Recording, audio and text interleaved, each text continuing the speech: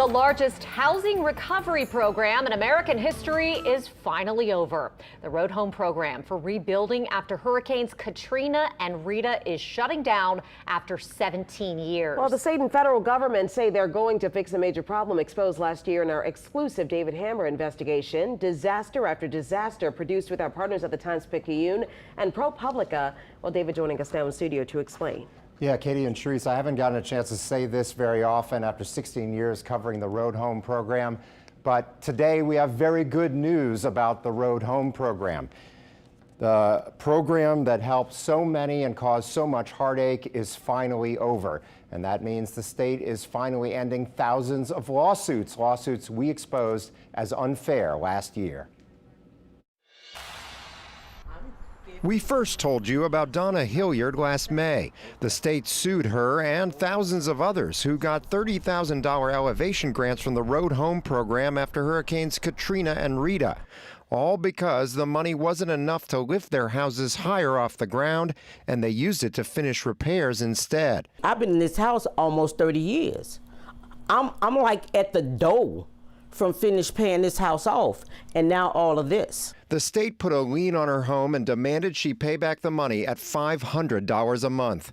She made two payments of $250 each before we came to interview her in May. Can you afford that? No. I'll be out there on Franklin and Gentilly on that pole. Our stories in May convinced Louisiana to pause collection efforts. And now Congressman Troy Carter said our reports helped convince the U.S. Housing and Urban Development Department to close out the Road Home program with no more need for liens or lawsuits. Thank you guys for your story that gave light to it.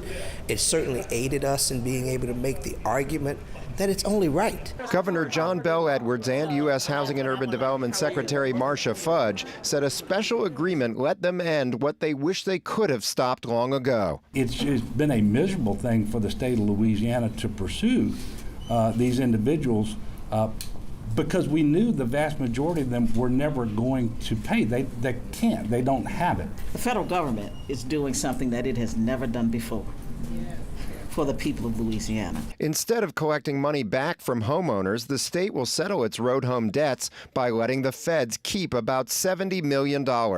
First, Edwards will ask the legislature to send HUD $20.5 million from the state's general fund, essentially as a fine for mismanaging the program.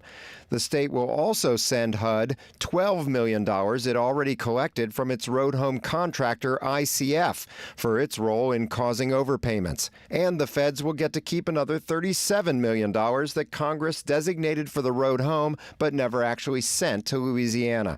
Gerttown resident Celeste Matthews was served with a judgment in May.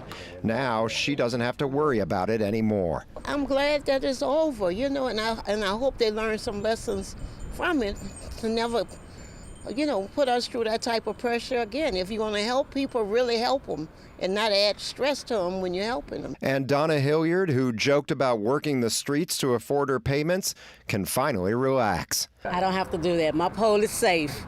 My pole is safe.